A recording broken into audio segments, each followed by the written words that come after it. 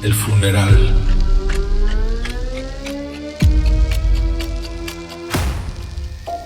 Hace un par de años, una prima de mi esposo falleció en un accidente automovilístico. Fue un momento difícil, porque él la quería como si fuera su hermana. Se habían criado en la misma casa, así que de niños se hacían bromas pesadas, y la verdad es que aún de adultos. Era evidente que tenían personalidades muy similares. Él fue quien le enseñó a conducir, y ella le enseñó a tocar la guitarra. El padre de ella murió cuando era niña, así que siempre que tenía algún problema, recurría a mi esposo. Fue él quien la alentó a que estudiara para ser azafata, y aunque con este trabajo la veíamos menos seguido, ella siempre sacaba algún tiempo para pasar a visitarnos. Una noche, mi esposo recibió una llamada. Era su prima. Acababa de llegar de un viaje y pensaba ir a nuestra casa. Aunque se sentía cansada, tenía algo urgente que contarle. Mi esposo le preguntó si estaba bien o que si prefería que él fuera a recogerla al aeropuerto, pero ella le dijo que no era necesario. Había dejado su auto guardado en un espacio que la aerolínea para la que trabajaba tenía en el aeropuerto. Sin embargo, él le dijo que si quería, fuera a descansar y nosotros podíamos invitarla a comer ese fin de semana. Ella lo pensó y le dijo que luego le avisaría.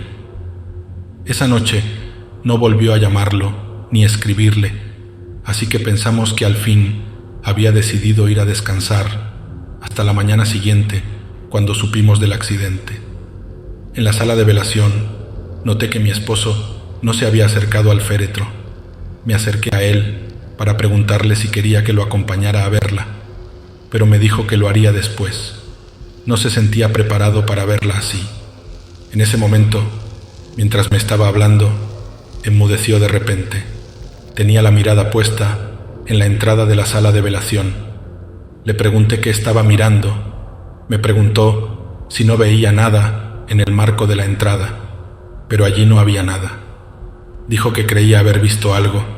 No me dijo qué, pero se sentía muy cansado, así que decidimos irnos y regresar al otro día para la ceremonia y el entierro. Esa noche soñé con el ataúd, y cuando quería acercarme para ver a la prima de mi esposo, me daba cuenta que el féretro estaba vacío.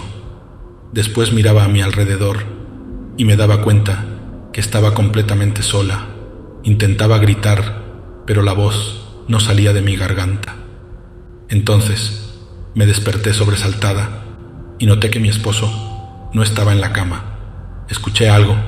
Eran las cuerdas de una guitarra, pero sin afinar. El sonido era cortado. Me levanté y fui hacia la sala. Allí, en uno de los sillones, estaba sentado mi esposo, con la guitarra en la mano. Le pregunté qué hacía tocando a esa hora de la madrugada, pero cuando no me contestó, nada me acerqué más, y fue cuando noté que tenía los ojos a medio cerrar. No agarraba de todo el instrumento, y más que sentado, estaba como recostado. Pasé mis manos enfrente de su cara, y entonces entendí que seguía dormido. Ya en una ocasión se había levantado dormido de la cama, pero no había andado más de 2 pasos antes de regresar a acostarse. Y como no había vuelto a pasar, no fue algo a lo que le pusimos mucha atención. Esta vez era diferente. No solamente había caminado, estaba allí tocando la guitarra de manera errática, y aunque no abría la boca era como si estuviese tarareando una canción. Me quedé allí, sin saber qué hacer. Ya había escuchado alguna vez que a los sonámbulos no se les puede despertar, así que decidí esperar un poco, y después de un par de minutos dejó de tocar. Soltó la guitarra que yo alcancé a agarrar justo antes de que cayera al suelo. Pensé en despertarlo en ese momento, pero no fui capaz. Lo cubrí con una cobija y decidí dejarlo descansar allí. En la mañana, al despertar, me preguntó cómo había llegado a la sala. Entonces lo conté lo que había pasado durante la noche. Él se veía bastante sorprendido. Me dijo que lo de su prima lo había afectado mucho. Me contó que había soñado con ella. Estaban en la sala tocando canciones viejas y en un momento ella lo había detenido para decirle que tenía que contarle algo muy importante. Pero entonces, cuando quería hablar, las palabras no salían de su boca, y por más que él le insistía en que le hablara, ella no podía. Después de contarme el sueño, me confesó que el día anterior, en la sala de velación, se había quedado en silencio porque estaba seguro de que por un segundo su prima había pasado por enfrente de la puerta. Yo estaba muy preocupada por lo que él me estaba diciendo, pero intenté mantener la calma y le dije que era normal sentir que veíamos a nuestros seres queridos cuando fallecían. Era porque los extrañábamos. Él estuvo de acuerdo conmigo y me dijo que mejor nos arregláramos para salir al entierro. Mientras terminaba de peinarme frente al espejo que estaba en nuestra habitación, entró mi esposo. Se había puesto su traje, pero no lograba enderezar el nudo de la corbata. Entonces me levanté para ayudarle. En ese momento me dijo que no se sentía bien y que tal vez era mejor no ir. Pero antes de que yo pudiera contestarle, el espejo se rompió de la nada. Ni un solo pedazo cayó al suelo. Todos quedaron amontonados entre el marco. Nos quedamos inmóviles por un instante. No había explicación alguna de lo que acababa de ocurrir. Al fin, mi esposo dijo algo sobre la vibración del metro que pasaba por allí y pensó que lo mejor era salir de una vez. Estando en el velorio para despedirnos de la prima de mi esposo y verla una última vez, nos acercamos al ataúd de madera que tenía una puertita en la parte de arriba para que a través de un vidrio se pudiera ver el rostro del difunto. En el momento en que mi esposo se acercó y empezó como a susurrar para despedirse de ella, el cristal se reventó y todos los vidrios salieron hacia afuera. Era como si hubiese sido quebrado desde adentro. Recuerdo que después de cubrirme para que los trozos de vidrio no me lastimaran, miré inmediatamente el cuerpo de la prima de mi esposo, pero seguía intacto. Quienes vieron lo que ocurrió no podían explicarlo, pero por cortesía nadie dijo nada hasta que pasó el funeral. Después del funeral, yo pensaba que esos sucesos extraños que nos habían ocurrido habían acabado, pero no fue así. Una semana después del accidente, mientras dormía, sentí que mi esposo se levantaba. Cuando lo miré, me di cuenta que se había puesto de pie junto a la cama, pero viendo hacia la pared. Encendí la luz de la lámpara de la mesa de noche.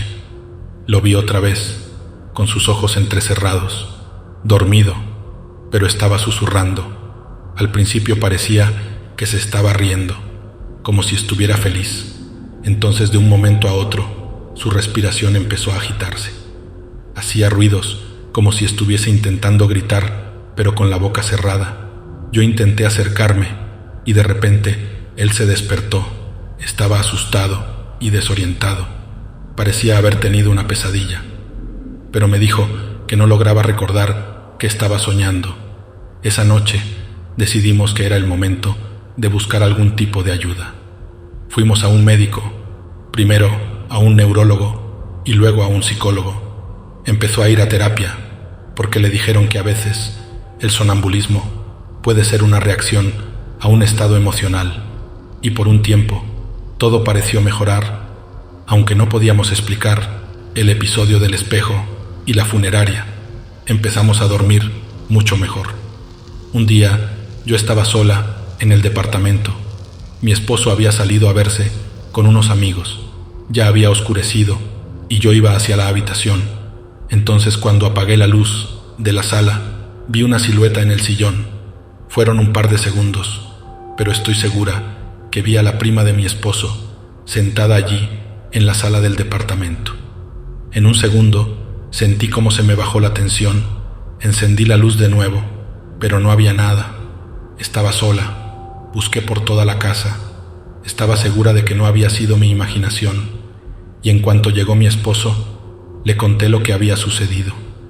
La verdad era que yo no esperaba que me creyera, porque en su lugar no sé si yo hubiese podido creer algo así, pero él no estaba sorprendido. Me confesó que desde el día que la vio en la sala de velación, ya la había visto sentada en nuestra sala, pero no me había contado porque no quería asustarme. Para ese momento, yo empecé a pensar que tal vez ella estaba tratando de decirnos algo.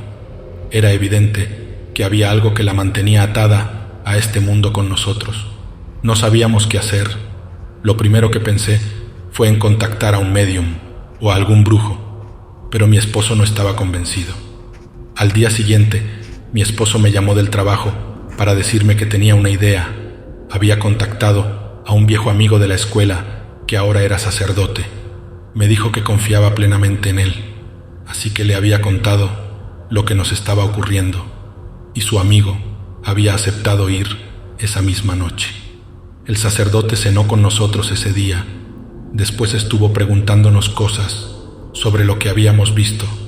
Nos dijo que a veces es muy difícil para las almas irse al otro mundo, y además cuando mueren seres queridos, a veces somos nosotros mismos quienes no los dejamos irse. Nos aconsejó que hiciéramos una oración y le pidió sobre todo a mi esposo que intentara aceptar la muerte de su prima. Después nos pidió ir a la sala y tomarnos de las manos. Dijo unas palabras y rezamos por unos minutos. Antes de irse, nos dijo que si necesitábamos que fuera otro día no dudáramos en contactarlo de nuevo. Después de esa noche continuamos viendo cosas extrañas, pero cada vez con menos frecuencia, y aunque siempre pensé que debía haber una razón por la que él la seguía con nosotros, he terminado por aceptar que algunas cosas no tienen explicación. Si te gustó esta historia, dale like, comenta, comparte y síguenos. Tu apoyo es fundamental para seguir generando contenido. Recuerda que tu participación hace toda la diferencia. Gracias por ser parte de nuestra comunidad. Las voces están en tu cabeza. Voces Siniestras by Rincón Siniestro.